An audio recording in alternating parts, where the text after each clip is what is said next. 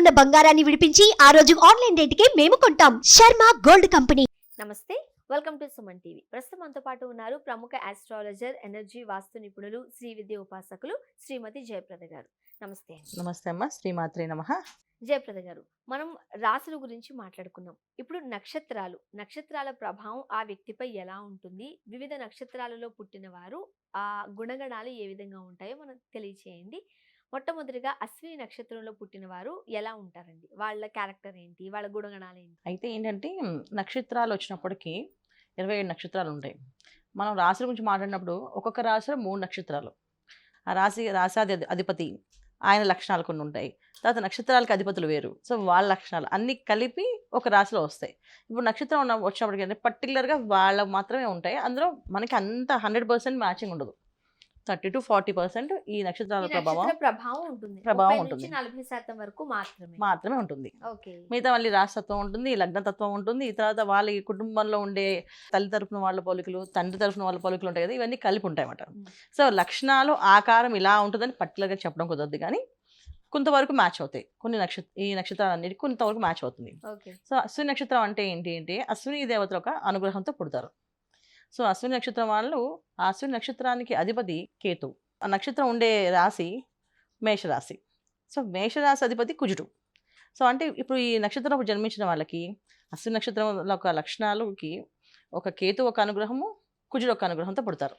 Okay, అంటే ఇద్దరి అనుగ్రహము ఉంటుంది నక్షత్రం వాళ్ళకి. సో ఉండడం వల్ల ఏమవుతుంది అంటే వీళ్ళకి కేతు ఎప్పుడు కూడా జ్ఞానప్రదాత, మనకి ఆలోచన విధానాన్ని, జ్ఞానాన్ని ఆయనే ఇచ్చేది. సో ఏ విషయం ఒక మనిషి బాగా మాట్లాడుతున్నాడు, బాగా చెప్పగలుగుతున్నాడు అంటే వాళ్ళకి కేతు అనుగ్రహం బాగా ఉందని అర్థం. సో వాళ్ళు చెప్పగలుగుతున్నారు అనేసి. సో కుజుడు ఒక అనుగ్రహం ఏంటంటే అగ్రెసివ్నెస్, అంటే ఒక మనిషి దురుకుగా స్ట్రాంగ్గా మాట్లాడడం కానీ స్పీడ్గా మాట్లాడడానికి కారణం ఆయనే. సో ఈ లక్షణాలు కలిగి ఇవి అశ్విని నక్షత్రం అని ఉంటారు. అయితే అశ్విని నక్షత్రం కేతు కుజుడు కలవడం వల్ల ఏమవుతుందంటే వీళ్ళు మాటలు బయటికి గట్టిగా మాట్లాడరు, కానీ ఆలోచన చాలా పెద్దగా ఉంటుంది. ప్రతి విషయాన్ని బాగా ఆలోచించి విశ్లేషించి ఆ విషయాన్ని మాట్లాడాలా వద్దా, చెప్పాలా వద్దా అనేది వాళ్ళే నిర్ణయించుకొని మాట్లాడతారు. చాలా ఆలోచించి మాట్లాడతారు. చాలా సౌమ్యంగా మాట్లాడతారు. చాలా మాట తీరులో చాలా గట్టిగా స్ట్రాంగ్గా ఉంటుంది. అంటే మాటలో సౌమ్యం ఉంటుంది, చెప్పే విషయం ఇంకా పరిజ్ఞానం ఉంటుంది బాగా. సో దీనివల్ల ఏమవుతుంది అంటే వీళ్ళకి బాగా చదువుతారు. సో ఈ లక్షణాలు వీళ్ళకి ఎక్కువగా చదువుల్లో బాగా రాణిస్తారు. అశ్విని దేవతలకు అనుగ్రహంతో పుడతారని చెప్పేసాను కదా. అశ్విని దేవతలు అంటే ఎవరు అంటే మన దేవలోకానికి ఎవరికైనా ఎటువంటి గాయాలైనప్పుడు వాళ్ళకి మందులు ఇవ్వడం. అంటే మనం ఎప్పుడంటే కాంపౌండర్ నర్స్ అంటాం కదా, అలా వాళ్ళు దేవతలకు వైద్యం చేస్తారన్నమాట. సో వైద్యం అందించడము, వాళ్ళు సేవ చేయడం ఇవి చేస్తుంటారు. సో అందుకని ఎక్కువ ఈ నక్షత్రం వాళ్ళు డాక్టర్స్గా చదువుతారు. ఎందుకంటే వీళ్ళకి కుజుడు ఒక అనుగ్రహం ఉంటుంది చెప్పారు కదా. సో అందువల్ల ఏంటంటే బాగా చదవడం ఎక్కువ, సేవా దృక్పథం ఎక్కువగా ఉంటుంది. ఉన్నప్పటికీ కూడా వీళ్ళు ఎక్కువ దీంట్లో ఉన్న వాళ్ళు ఎక్కువ నర్సెస్, డాక్టర్స్, అంటే బాగా జాతకం బాగుండి కాంబినేషన్స్ బాగున్నాయి అనుకుంటే వాళ్ళు మంచిగా సర్జన్స్ అవుతారు. కొంతమంది లేకపోయినా వాళ్ళు నర్స్గా అవుతారు, కాంపౌండర్స్గా ఉంటారు. సో లేకపోతే హోమియోపతి, అలోపతి ఇలాంటి వాటిలో కూడా వాళ్ళు సేవలో ఉంటారు ఎక్కువగా విషయం. ఇంకా అంతేకాకుండా వీళ్ళకి ఏంటంటే ఆలోచన శక్తి చాలా ఎక్కువగా ఉంటుంది. చాలా మంది రైటర్స్గా కూడా ఉంటారు. ఒక విషయాన్ని మనకి హృదయానికి అత్తుకున్నట్టుగా రాయాలి అంటే అది వీళ్ళ వల్లే అవుతుంది. అంటే ఎమోషన్ ఉంటుంది, అలాగే స్ట్రాంగ్గా మనకి ఆ డైలాగ్ డెలివరీ కూడా ఉంటుంది అన్నమాట.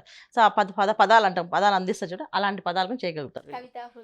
కవితా హృదయం కాదు నాన్న, కవితా హృదయం అంటే మళ్ళీ అది ఎదుటి వాళ్ళు నవ్వించినట్టు. ఇది ఎమోషన్ డైలాగ్స్ అంటే చాలా మంచి బాధ కలిగించి ఆ మాటలు వింటే మనకే బాధ అనిపిస్తుంది. అలాంటి మాటల్లో వీళ్ళు గట్టిగా రాయగలుగుతారు. సో హాస్యం రాయలేరు. హాస్యం నవ్వించడం కాదు, స్పందించడం. మనం ఆ మాట వింటే మనం స్పందించగలుగుతాం.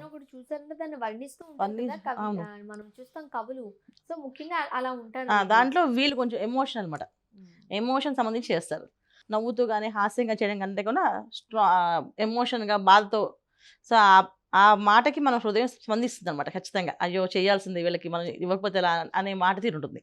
సో ఈ లక్షణాలు ఈ అశ్విని నక్షత్రం వాళ్ళకి ఎక్కువగా ఉంటాయి. ఇప్పుడు సాధారణంగా మనం ఇంతకుముందు మాట్లాడుకున్నప్పుడు వీళ్ళకి పెళ్ళైన తర్వాత ఎలా ఉంటుంది, ఆర్థికంగా ఎలా ఉంటుంది, ఇవన్నీ మనం మాట్లాడుకున్నాం కదా. అవునవును. అవన్నీ నక్షత్రాల మీద బేస్ చేసుకుని ఉంటాయా? 100% ఉండవు, ఒక 20% ఉండొచ్చు. ఒక 20% ఉండొచ్చు.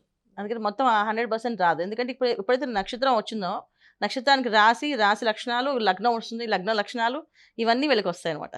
అలాగే పుట్టిన తేదీ ఒక లక్షణాలు, పేర్లో ఉన్న బలము అన్ని మిక్సింగ్ వస్తుంది కనుక మనం ఇంతవరకు వీళ్ళకి ఒక నాలెడ్జ్ వరకు చెప్పుకోవచ్చు. నాలెడ్జ్ బాగుంటుంది వీళ్ళకి. తర్వాత వీళ్ళ మాట తీరు ఎలా ఉంటుందో, ఎలా మాట్లాడగలుగుతారు, కోపంగా ఉంటారా లేకపోతే సౌమ్యంగా ఉంటారా అనేది చెప్పగలుగుతాం. అంటే ఏ వృత్తిలో రాణించగలరో కూడా మనం నక్షత్రం బేస్ చేసి చెప్పచ్చు. అయితే కాస్త ఒడిదుడుకులు ఉండే సందర్భంలోనే ఉంది కాబట్టి వీళ్ళకి మరి మీరు ఇచ్చే పరిష్కార మార్గాలు ఏంటి? అశ్విని నక్షత్రంలో ఎవరైనా సరే జన్మిస్తే వాళ్ళు చేయవలసిన మెయిన్ లక్షణం ఏంటంటే సౌమ్యంగా ఉంటారు. కానీ వీళ్ళకి అందరూ బాగా హైలైట్గా చదువుతాను కాదు. ఇందాక చెప్పాం మనం, డాక్టర్స్ ఉన్నారు, నర్సెస్ ఉన్నారు, కాంపౌండర్స్ కూడా ఉన్నారు. అలాగే ఏదో ఒక పని, ఒక హోమియోపతి షాప్లో కూర్చొని అందరికి సర్వీస్ చేసే హోమియోపతి డాక్టర్కి సేవ చేసే భావనలో కూడా ఉంటారు. సో అది ఎందుకు ఇలా ఉన్నారు? బాగా జ్ఞానప్రదాత కదా, చదువు బాగా రావాలి కదా, ఎందుకు రాలేదు అంటే డిపెండెన్స్ వాళ్ళ జాతకంలో ఉండే లక్షణాలు. అయితే ఏంటంటే ఒడిదుడుకులు అనేది ప్రతి ఒక్క జీవితంలో ఉంటుంది. సో వీళ్ళకి ఉంటాయి ఒడిదుడుకులు. చాలామందికి ఏంటంటే కొంతమంది మాట్లాడతారు, కొంతమంది అసలు మాట్లాడలేరు. చాలామంది అశ్విని నక్షత్రం ఉండి అసలు వాళ్ళు ఎటువంటి ఆలోచన లేకుండా ఒక మానసికమైన ఇబ్బందితో, అంటే కేతు సరిగా యోగించకపోయినా వాళ్ళ జాతకంలో వీళ్ళు మానసికమైన ఇబ్బందులు పడుతూ ఉంటారు. అంటే మాట్లాడలేరు, కొంతమంది మాటలు రావు కొంతమందికి.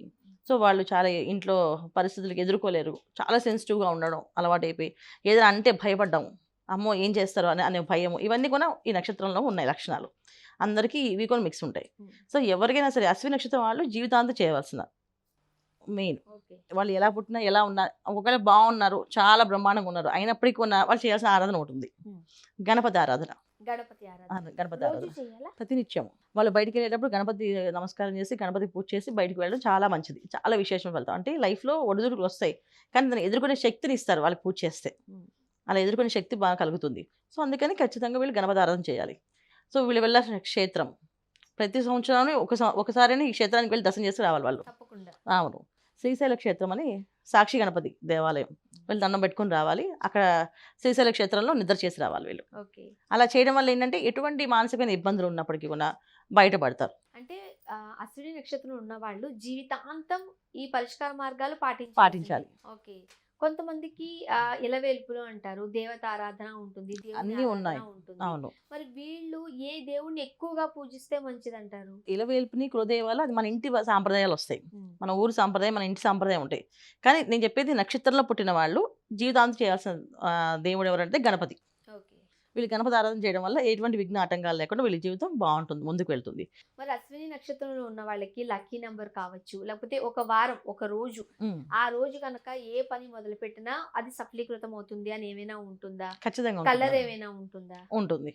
సో వీళ్ళకి లక్కీ కలర్ వచ్చేసి మెరూన్ కలర్ అంటారు, ఎరుపు రంగు, మెరూన్ కలరు అండ్ కుంకుమ రంగు, ఇవన్నీ కూడా లక్కీ కలర్స్ వీళ్ళకి. తర్వాత చిత్రవర్ణం కలర్ అంటారు, అంటే మల్టీ కలర్స్. సో అది కూడా వీళ్ళకి లక్కీ కలర్. తర్వాత లక్కీ డేట్స్ వచ్చేసి, లక్కీ నెంబర్స్ వచ్చేసి 7, 9. 2 నెంబర్ 7, 9 ఈ రెండు కూడా లక్కీ నెంబర్స్ వీళ్ళకి. మంగళవారం వీళ్ళకి లక్కీ. అశ్విని నక్షత్రం గల వాళ్ళకు మంగళవారం చాలా బాగా కలిసి వస్తుంది, జయవారం కింద అవుతుంది వాళ్ళకి, అన్ని పనులు జయం అవుతుంటాయి వాళ్ళకి. ఓకే. సో అశ్విని నక్షత్రంలో పుట్టిన వాళ్ళు ఎలా ఉంటారు, అలానే పరిష్కార మార్గాలు తెలియజేశారు. ధన్యవాదాలు. నమస్కారం. శ్రీమాత్రే నమః.